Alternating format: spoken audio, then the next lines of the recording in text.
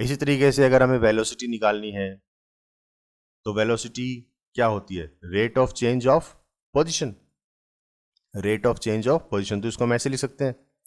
और average velocity अगर निकालनी है तो v के ऊपर ये बार आ जाता है, ठीक है ना, ये एवरेज वेलोसिटी के लिए होता है।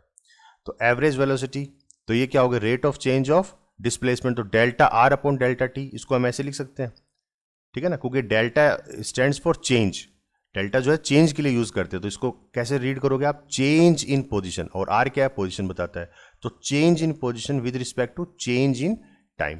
तो यही डेफिनेशन है वेलोसिटी की। डेल्टा आर को हम लिख सकते हैं delta x i plus delta y जे, ऊपर हमने देखा अभी किया था, और अपॉन डेल्टा टी, और इसको आप स्प्लिट कर दीजिए तो delta x upon delta t i cap plus delta y upon delta t j cap. तो देखिए अब ये change in position with respect to time है, किसके अलोंग है, एक्स एक्सिस के अलोंग है, और ये change in position with respect to time किसके अलोंग है, वाई के अलोंग है। तो इसको हम ऐसे लिख सकते हैं v x i cap plus v j y cap, क्योंकि वेलोसिटी होगी ना, तो velocity along x axis i cap plus velocity along y axis. तो यहां पे वी एक्स और वी वाई क्या हो गए, आपके कंपोनेंट हो गए, तो component of velocity along x axis and component of velocity along y axis. तो इस तरीके से हम लिख सकते हैं इसको। तो ये आपकी वेलोसिटी आ जाती है, ठीक है ना। और ऐसी एवरेज वेलोसिटी,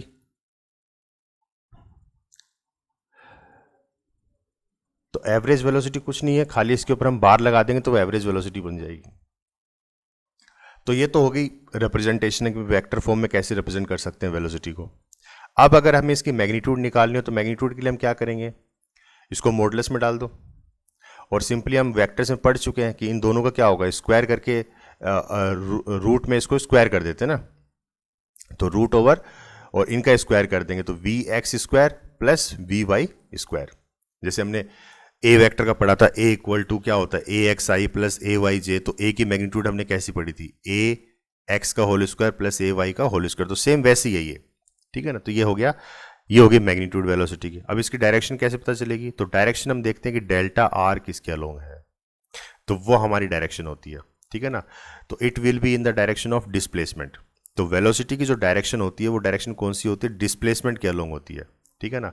अब जैसे देखिए इसमें कि अगर हमें इसकी पोजीशन वेक्टर कैसे निकाला है वो हमने रिप्रेजेंट कर दिया, इसकी मैग्नीट्यूड हमने रिप्रेजेंट कर दी। अब एक्सेलरेशन, अब वेलोसिटी की हमें डायरेक्शन पता लगानी है, तो डायरेक्शन क्या होगी, तो वेलोसिटी की डायरेक्शन वही होती है जो कि डिस्प्लेसमेंट की डायरेक्शन होती है, ठीक है ना। तो डिस्प्लेसमेंट, ओवरऑल डिस्प्लेसमेंट कहाँ हो रहा है, इस तरफ हो रहा है, P1 से P2, तो यही डायरेक्शन क्या होगी, वेलोसिटी की भी होगी, ठीक है। तो वही चीज यहां बता रखी है इसने कि डायरेक्शन क्या होगी, तो it will be in the direction of displacement vector, जो डिस्प्लेसमेंट वेक्टर की डायरेक्शन होगी वही इसकी डायरेक्शन होगी, that is direction of average velocity is same as direction of displacement. Clear है। नेक्स्ट अगर हम इंस्टेंटेनियस वेलोसिटी निकालें, इंस्टेंटेनियस वेलोसिटी मैंने बताया था कि the velocity at a particular instant of time, एक पर्टिकुलर इंस्टेंट पे क्या वेलोसिटी हो। देखिए ये सारी वही चीजें हैं जो हमने मोशन इन स्ट्रेट लाइन में पढ़ी थी, acceleration, velocity, average velocity, instantaneous velocity, फिर ऐसे एक्सेलरेशन में हमने एवरेज एक्सेलरेशन, इंस्टेंटेनियस एक्सेलरेशन, तो वही सारी चीजें हम पढ़ रहे हैं, लेकिन यहाँ पे हम किस में पढ़ रहे हैं, प्लेन में पढ़ रहे हैं, ठीक है ना। वहां पे हमने स्ट्रेट लाइन के लिए पढ़ा था, ठीक है।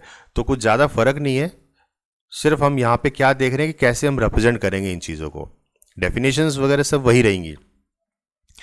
तो इंस्टेंटेनियस वेलोसिटी, तो velocity at a particular instant of time, तो एक उस टाइम पे, ठीक है ना, तो डेल्टा ची जो चेंज हो रहा है टाइम के अंदर वो क्या होगा, लगभग जीरो के बराबर होगा, ठीक है ना, क्योंकि आप एक पर्टिकुलर टाइम पे ही देख रहे हो, तो वहां पे जब एक पर्टिकुलर टाइम पे देख रहे हो तो चेंज क्या होगा टाइम के अंदर, वो नेग्लिजिबल होगा, ठीक है ना।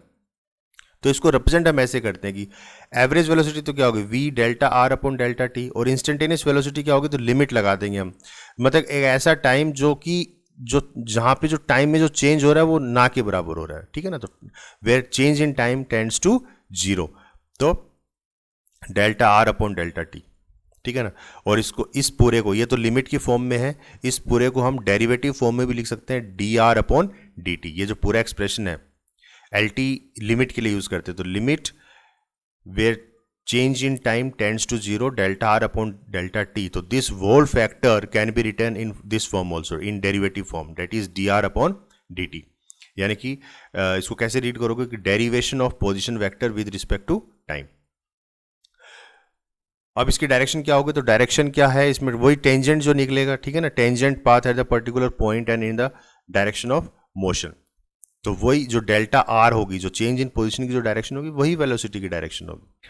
तो देखिए आप इंस्टेंटेनियस वेलोसिटी को अगर हम कंपोनेंट फॉर्म में लिखना चाहे तो कैसे लिखोगे, तो लिमिट डेल्टा टी और delta r upon delta t. तो delta r upon delta t को ओपन कर दो, तो डेल्टा आर किसके बराबर होता है, delta x i cap plus delta y j cap upon delta t. तो इसको आप स्प्लिट कर दीजिए, तो इसको हम अलग से लिमिट लगा देते हैं दोनों तरफ, एक्स के लिए आप अलग लगा दो और वाई के लिए अलग लगा दो। तो इस तरीके से हम लिख सकते हैं इसको, ठीक है ना। और इस पूरे को हम कैसे लिख सकते हैं, इन डेरिवेटिव फॉर्म, तो D x upon d T लिख सकते हैं। और इसको हम पूरे को कैसे लिख सकते हैं, d y upon d t, ठीक है ना। और d x upon d t क्या है, रेट, ये भी rate of change of position है। तो rate of change of position क्या होती है, वेलोसिटी। तो ये वेलोसिटी किसके अलोंग हुई, एक्स के अलोंग, और ऐसी ये वेलोसिटी किसके अलोंग हुई, वाई के अलोंग, ठीक है। तो जो ओवरऑल वेलोसिटी है, अगर उसको हम कंपोनेंट फॉर्म में देखें तो क्या हो गया, velocity along x axis plus velocity along y axis. Multiple ways हैं रिप्रेजेंट करने की, ठीक है ना। ऐसे अगर मैग्नीट्यूड निकालनी है तो मैग्नीट्यूड क्या हो जाएगा, root over velocity along x axis square plus velocity along y axis square. Same जो हम वेक्टर्स में पढ़े वही सब फॉर्मूले यहाँ लग रहे हैं। अगर डायरेक्शन निकालनी है तो डायरेक्शन आप फॉर्मूले से भी निकाल सकते हो, जैसे टेन थीटा हमारे पास क्या था, v y upon v x, ठीक है ना। अब मैं ज़रा डिटेल में नहीं जाऊँगा क्योंकि ये सारी चीज़ें मैं डिस्कस कर चुका हूँ वेक्टर्स में। तो आपको सिर्फ और सिर्फ मैं क्या समझा रहा हूँ यहाँ पे कि इन चीज़ों को हम वेक्टर फॉर्म में कैसे रिप्रेजेंट कर सकते हैं, एल वेलोसिटी को, एक्सेलरेशन को, डिस्प्लेसमेंट को, पोजीशन को हम वेक्टर फॉर्म में कैसे रिप्रेजेंट कर सकते हैं। तो वो चीज़ें हम सब समझ रहे हैं यहाँ पे, ठीक है ना। ऐसी एक्सेलरेशन, तो एक्सेलरेशन में एवरेज एक्सेलरेशन क्या होगा, तो एक्सेलरेशन बेसिकली क्या होता है कि the rate of change of velocity, यानी कि delta v upon delta t. अब वेलोसिटी को हम कंपोनेंट फॉर्म में लिख सकते हैं कि v x i plus v y j, फिर आप इनको सेपरेट सेपरेट लिख लीजिए, तो v x upon v t और ये हो गया v y upon delta t और ये v x upon delta t. तो अब ये क्या है, velocity, rate of change of velocity along x axis और rate of change of velocity along y axis. तो rate of change of velocity क्या होता है, एक्सेलरेशन। तो ये हो गई हमारी एक्सेलरेशन अलोंग एक्स एक्सिस और ये हो गई एक्सेलरेशन अलोंग वाई एक्सिस। तो इसको हम ऐसे लिख सकते हैं, ए x i cap plus A Y j cap. तो ये हमारी ओवरऑल क्या एक्सेलरेशन है, और इसके ऊपर जब हम ये डैश लगा देंगे तो ये एवरेज एक्सेलरेशन शो करता है, ठीक है ना। अब एक्सेलरेशन की डायरेक्शन क्या होगी, ये तो हमने रिप्रेजेंट कर दिया, एक्सेलरेशन को कैसे रिप्रेजेंट करेंगे। अब इसकी डायरेक्शन क्या होगी, तो डायरेक्शन वही होगी जो कि वेलोसिटी की डायरेक्शन होगी, ठीक है ना, क्योंकि वेलोसिटी है। तो वेलोसिटी, क्योंकि rate of change of velocity he acceleration होता है, तो जो वेलोसिटी की डायरेक्शन होगी वही एक्सेलरेशन की डायरेक्शन होगी। तो ये तो हमने देख लिया कि एक्सेलरेशन को हम कैसे रिप्रेजेंट करेंगे, ठीक है ना। अब अगर इसकी डायरेक्शन निकालनी हो तो डायरेक्शन कैसे निकालोगे, तो देखिए इस ग्राफ से समझने की कोशिश कीजिए। मान लीजिए ये हमारा कोई किसी भी ऑब्जेक्ट का ये पाथ है, ठीक है ना। तो ये P1 पोजीशन पे उसकी वेलोसिटी मान लीजिए क्या है, V1 है, ठीक है। और V1 वेलोसिटी है, तो V1 वेलोसिटी की डायरेक्शन क्या होगी। तो अगर ऑब्जेक्ट इस तरीके से चल रहा है तो मैंने कहा था टेंजेंशियल जो पाथ होता है, जो टेंजेंट होगा, तो P1 पॉइंट पे अगर हम टेंजेंट ड्रॉ करें, मान लीजिए ये कर्व है और यहाँ टेंजेंट ड्रॉ करें तो यही जाएगा टेंजेंट। टेंजेंट आपको पता, आप मैथ्स में पढ़ते हो, any line joining the circle eight single point. तो अगर ये कर्व्ड पाथ है तो इस सिंगल पॉइंट के ऊपर यही एक लाइन निकलेगी यहाँ से, ठीक है ना। तो ये जो डायरेक्शन है ये आपकी हो गई V1, ठीक है ना। तो P1 पोजीशन पे जो वेलोसिटी है V1, और ऐसे ही P2 पोजीशन, तो P2 पोजीशन पे टेंजेंट अगर हम निकालें तो ये टेंजेंट जाएगा सीधा सीधा, तो ये डायरेक्शन हो गई V2 की। तो ये V1 की डायरेक्शन हो गई और ये V2 की डायरेक्शन हो गई, ठीक है ना। और एक्सेलरेशन क्या होता है, चेंज इन वेलोसिटी। तो चेंज इन वेलोसिटी क्या होगा, V2 माइनस V1, ठीक है। तो उसकी जो डायरेक्शन आएगी वो हमारी डायरेक्शन आएगी एक्सेलरेशन की। तो आप इन दोनों ग्राफ को, ये जो दोनों वेक्टर हैं v1 और v2, इनको हम यहाँ मैंने रख दिया, देखो इसी पोजीशन पे, ठीक है ना, इनको डिस्प्लेस कर दिया, यहाँ से उठा के मैंने सेम इसकी ओरिएंटेशन और इसकी लेंथ मैंने चेंज नहीं की और मैंने इसको यहाँ रख दिया v2। ऐसे v1 को उठाओ, v1 को उठा के आप एज इट इज़ यहाँ रख दो, ठीक है। तो ये हमारे पास आ गया v1 और ये हमारे पास आ गया v2। अब देखिए दोनों वेक्टर्स कैसे जुड़े हैं, टेल टू टेल जुड़े हुए हैं, और ये यहाँ से यहाँ तक ये हमारे पास क्या जाएगा, delta v, change in velocity.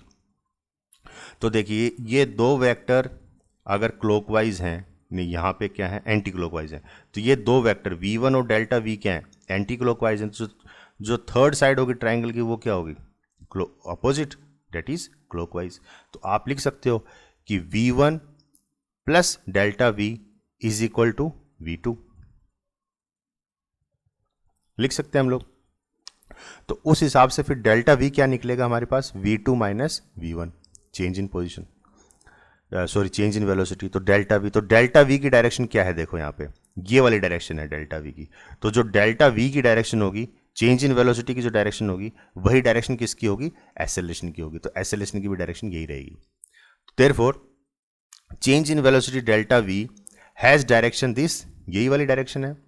Hence direction of average acceleration will also भी सेम। तो एवरेज एक्सेलरेशन की डायरेक्शन भी यही होगी। तो देखिए v1 की डायरेक्शन ये है, v2 की डायरेक्शन ये है, दोनों को जब हम कंबाइन करते हैं तो जो डेल्टा v आता है चेंज इन वेलोसिटी, उसकी डायरेक्शन ये आती है कुछ इस तरीके से, ऊपर की तरफ जाते हुए ये आती है, और यही डायरेक्शन क्या होगी, एक्सेलरेशन की होगी। तो एक्सेलरेशन की डायरेक्शन ये होगी। क्लियर है?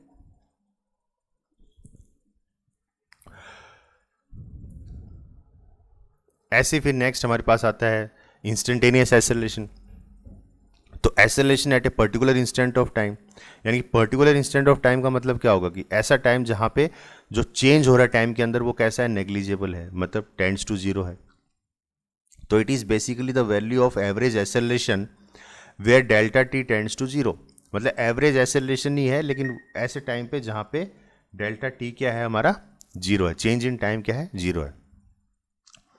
तो इस तरीके से हम लिख सकते हैं लिमिट के फॉर्म में, जैसे हमने वेलोसिटी को लिखा था वैसे ही हम एक्सेलरेशन को लिख रहे हैं, ठीक है ना। तो इस तरीके से हम रिप्रेजेंट कर सकते हैं। अब ये देखिए इस ग्राफ में देखिए, इस पॉइंट पे v1 वेलोसिटी ये है और इस पॉइंट पे, इस पोजीशन पे v2 वेलोसिटी ये है, मतलब ये डायरेक्शन है। तो दोनों को जब हम कंबाइन करेंगे तो ये जो डेल्टा v आया ये क्या आएगा, चेंज इन वेलोसिटी। तो इसकी डायरेक्शन देखिए क्या ऊपर की तरफ जा रही है, और यही डायरेक्शन क्या होगी, एक्सेलरेशन की होगी। इस केस में देखिए आप v1 की डायरेक्शन ये है और v2 की डायरेक्शन ये है, तो ये चेंज इन वेलोसिटी की डायरेक्शन इस तरीके से आएगी। तो ऐसे चलता है ये काम, ठीक है ना। तो आपको सीधा सीधा क्या याद रखना है कि वेलोसिटी की डायरेक्शन क्या होगी, जो कि चेंज इन डिस्प्लेसमेंट की डायरेक्शन होगी, वो आपकी होगी चेंज इन डिस्प्लेसमेंट की जो डायरेक्शन होगी वो डायरेक्शन होगी आपकी वेलोसिटी की, और चेंज इन वेलोसिटी की जो डायरेक्शन होगी वो डायरेक्शन होगी आपकी एक्सेलरेशन की, ठीक है ना।